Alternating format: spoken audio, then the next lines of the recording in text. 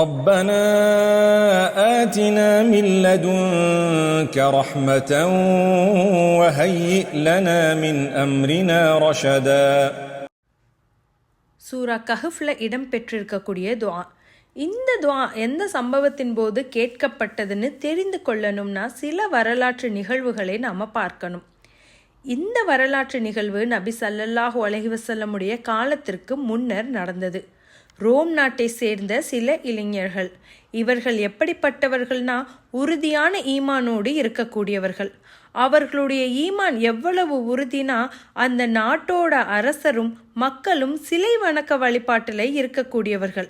இந்த இளைஞர்கள் அவர்களுடைய ஈமானை பாதுகாக்க ஊரை விட்டு வீட்டை விட்டு அவர்களுடைய உறவுகளையெல்லாம் விட்டு வெளியேறி ஒரு குகையில் தஞ்சமடைகிறாங்க. அடுத்து என்ன நடக்க போகுதுன்னு தெரியாம அல்லாவிடம் மட்டுமே உதவி கேட்கக்கூடியவர்களாக துஆ கேட்குறாங்க. எங்களுடைய ரப்பே, உன்னிடத்தில் இருக்கும் ரஹ்மத்தை, கருணையை எங்களுக்கு வழங்குவாயாக. இங்கே நம்ம கவனிக்க வேண்டிய ஒரு விஷயம், உன்னிடத்தில் இருக்கும் ரஹ்மா என்று அவர்கள் குறிப்பிடும்போது நபி ஸல்லல்லாஹு அலைஹி வஸல்லம் அல்லாஹ்வுடைய கருணையை பற்றி சொல்லும்போது எப்படி சொல்றாங்கன்னா, அல்லாஹ்வுடைய கருணை 100 பகுதி, அதில் ஒரு பகுதி கருணையை இம்மைக்காக அவன் இறக்கியிருக்கிறான். மீதம் இருக்கக்கூடிய 99 பகுதி கருணை நாளை மறுமை நாளைக்குன்னு சொல்லியிருக்காங்க. அந்த ஒரு பகுதி ரஹ்மால தான் நாம வாழ்றோம். நாம ஒருவர் மற்றவர் மீது வைத்திருக்கக்கூடிய அன்பு, ஒரு தாய் பிள்ளை மேல் வைத்திருக்கக்கூடிய அந்த அன்பு, ஒரு விலங்கு தன் கூட்டத்தை பாதுகாப்பதும் இந்த ஒரு பகுதியில்தான். பூமியில் இருக்கும் அனைவருக்கும் அல்லாஹ் கருணையாளனாக இருக்கிறான். இந்த குகை தோழர்கள் கேட்பது, நாங்க ஒரு சோதனையான ஒரு நிலையில இருக்கோம், உன்னுடைய கருணையை, அந்த சிறந்த கருணையை கொண்டு எங்களை பாதுகாத்து விடு, எங்களுடைய தீனை பாதுகாத்து விடுன்னு கேட்குறாங்க. மேலும் என்ன கேட்குறாங்க, எங்களுடைய காரியத்தை சரியான வழியில் எங்களுக்கு எளிதாக்குவாயாக அப்படின்னு கேட்குறாங்க. அவங்க எங்களுக்கு வெற்றியை கொடு, இல்லை எங்களுடைய குடும்பத்தோடு எங்களை சேர்த்து வைன்னு கேட்கல, நேரான பாதையை கேட்கக்கூடியவர்களாக இருக்காங்க.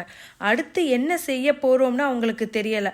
அல்லாவிடம் மட்டுமே உதவி நாடியவராக எங்களுடைய காரியத்தில் சரியான பாதையை எங்களுக்கு வழங்குவாயாகன்னு துவா செய்கிறாங்க. அல்லாஹ் அவர்களின் மீது எப்படி கருணையை பொழிந்தான், அவர்களுடைய காரியங்களை எவ்வாறு எளிதாக்கினான் அப்படின்னு நம்ம பார்த்தோம்னா, அவர்களுடைய காதுகளில் அல்லாஹ் திரையிட்டான். என்ன திரையிட்டான்? தூக்கம் என்னும் திரையை அவர்களுடைய காதுகளில் இட்டான். அந்த தூக்கம் எத்தனை ஆண்டுகள் நீடித்ததுன்னா, அந்த குகை தோழர்கள் உள்ள இருக்கிறது வெளி உலகத்திற்கும் தெரியல, வெளியில என்ன நடக்குதுன்னு இந்த குகை தோழர்களுக்கும் தெரியல. ஒரு நீண்ட தூக்கம். அந்த தூக்கத்தை முடித்து அவர்கள் கண் விழித்து வெளியே வந்து பார்க்கும்போது அந்த ஊரே தலைகீழாக இருந்ததாம். அந்த காஃபிரான அரசரும் அங்கே இல்லை, அந்த காஃபிரான மக்களும் அந்த இடத்துல இல்லை. அல்லாஹ் அந்த அளவுக்கு அவர்களை பாதுகாத்தான். அல்லாஹ் சுப்ஹானஹு வ தஆலா அந்த அரசரை விட்டும் அந்த காஃபிர்களை விட்டும் அந்த இளைஞர்களை காப்பாற்றினான். ஒரு இடத்திலிருந்து வேறொரு இடத்திற்கு நாம் போகும்போதோ அல்லது ஒரு சோதனையை சந்திக்கும் போதோ ஒரு முடிவு எடுக்கும் போதோ அல்லாஹ்வுடைய கருணையையும் உதவியையும் நாடி இந்த துஆவை நம்ம கேட்கலாம். அல்லாஹ்வுடைய ஒரு பகுதி கருணையோட இந்த பூமியில் வாழக்கூடிய நாம மறுமை நாள்ல அவனுடைய மீதம் 99 பகுதி கருணையில் நீந்தக்கூடியவராக இருப்போம். அல்லாஹ்வுடைய கருணையையும் உதவியையும் நாடி இந்த துஆவை நம்ம கேட்கலாம். வாழ்க்கையில் அனைத்து கதவுகளும் மூடினாலும் என்னுடைய ரப்புடைய கருணையும் உதவியும் என்னென்னைக்குமே எனக்கு இருக்கு என்ற எண்ணத்தோடு இனி நாம் இந்த துஆவை கேட்கலாம். ஜஸாக்கல்லாஹ் கைரன் கசீரா. அஸ்ஸலாமு அலைக்கும் வரஹ்மத்துல்லாஹி வபரகாத்துஹு.